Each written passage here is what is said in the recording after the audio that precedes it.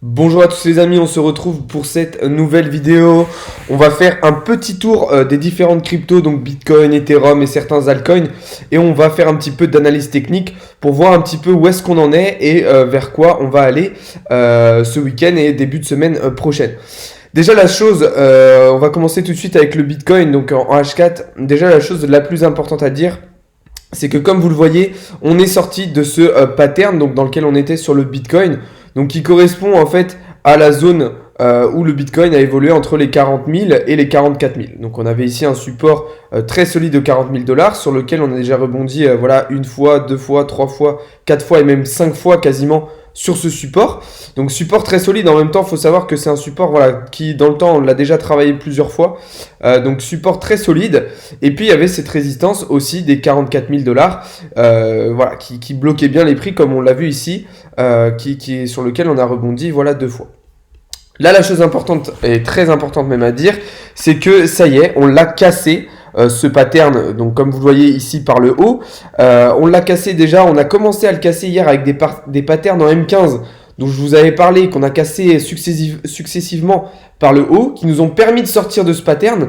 Et là, on voit qu'avec une belle bougie verte, on a cassé la résistance des 44 000 par le haut. Alors là, moi personnellement, je vais attendre une autre bougie verte ici, pour bien confirmer la cassure de cette résistance, parce que là encore, c'est une résistance symbolique sur laquelle on a déjà travaillé un certain nombre de fois dans le passé.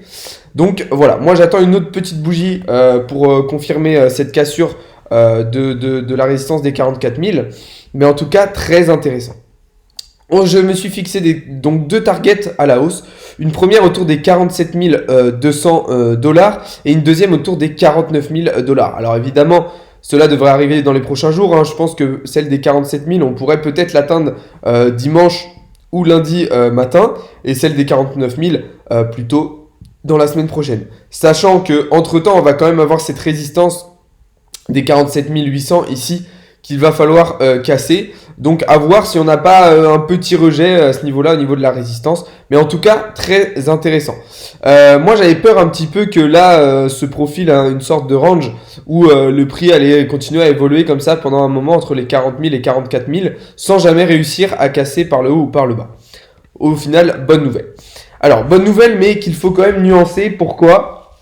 Parce qu'en fait, l'idéal aurait été en réalité de descendre encore un petit peu en dessous de ce support pour vraiment liquider encore certaines positions, pour liquider le marché et descendre en fait au niveau des 38 000 dollars, 39 000 dollars, ça aurait été l'idéal, mais vraiment très brièvement, à l'espace d'une journée, juste descendre en dessous et remonter immédiatement.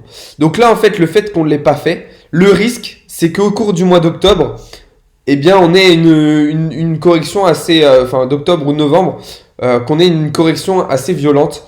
Donc voilà, il va falloir surveiller tout ça. On va passer désormais sur l'Ethereum. Donc l'Ethereum qui lui aussi a rebondi un certain nombre de fois sur son support ici des 2700 dollars, comme on le voit ici, et qui lui aussi est en train de confirmer la cassure de ce pattern par le haut. Donc très intéressant. Là maintenant, lui, il n'a pas encore cassé sa résistance ici des 3100 dollars. Donc là, il va falloir casser maintenant cette résistance pour pouvoir aller chercher des targets autour des, autour des 3400 dollars. Donc là, ça va être assez compliqué pour l'Ethereum. Après, si le Bitcoin arrive vraiment bien à s'envoler vers les 47 000, je pense que l'Ethereum arrivera lui aussi à casser cette résistance des 3100 dollars. Donc plutôt intéressant. Mais il va falloir vérifier à ce qu'on n'ait pas un rejet sur cette zone comme on a pu avoir les précédentes fois et qui nous ramènerait du coup sur le bas du pattern. Donc voilà un petit peu où est-ce qu'on en est pour l'Ethereum. De son côté, l'ADA, eh bien lui a plutôt renversé la tendance. On était dans une grosse tendance baissière comme vous le voyez ici. On a eu vraiment un bel enchaînement de bougies rouges. Donc là, c'est en train de remonter. Voilà. Après, comme vous le savez, l'ADA, c'est toujours oscillant. Donc, il faut être patient. Après, si on regarde un petit peu plus long terme, on peut prendre en compte quand même le fait que là, on avait un pattern qui, globalement, a été cassé par le haut. Vous voyez qu'on se rend compte que là, globalement, on a ce biseau descendant, là. ce biseau descendant qui a été cassé, donc là une première fois, mais on a réintégré, et qui là a été cassé cette fois par le haut. Donc plutôt intéressant. Il va falloir surveiller parce que du coup, on a construit pas mal de structures et il y a certaines résistances assez solides. Et donc, je pense notamment ici, hein, là, ça va être vraiment, la zone des 2,40$ va vraiment être une zone ultra compliquée à dépasser. Hein. Vous voyez que c'est une zone qu'on a énormément travaillé pendant ce biseau descendant. Donc pour moi, ça va vraiment être une résistance importante. Donc ce qu'on peut imaginer, ça va être justement d'aller toucher cette résistance et puis de revenir travailler peut-être dans une sorte de petit range ici avant de la casser réellement vers le haut.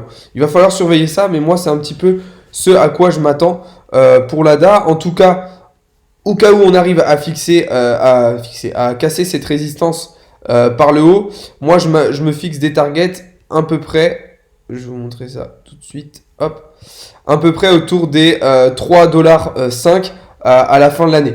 Enfin à la fin de l'année, d'ici la fin de l'année en fait, d'ici le mois de décembre, des targets entre 3,5$ et 3,8$. Après, en soi, ça peut être beaucoup plus, parce que l'ADA c'est quand même une crypto qui a beaucoup de potentiel. Alors on le sait, le problème c'est que c'est lent, mais si ça s'accélère un peu mieux, eh ben on pourrait aller chercher des targets, même moi je m'étais dit à peut-être 5$. Donc voilà, il va falloir surveiller un petit peu tout ça.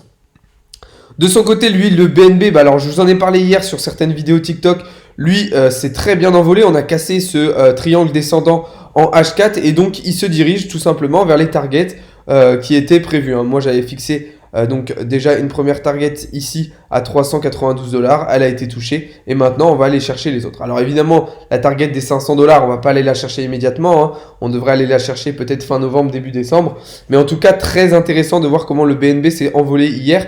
Franchement ceux qui sont dans le VIP et qui ont pu profiter du trade, ils ont dû se mettre très très bien.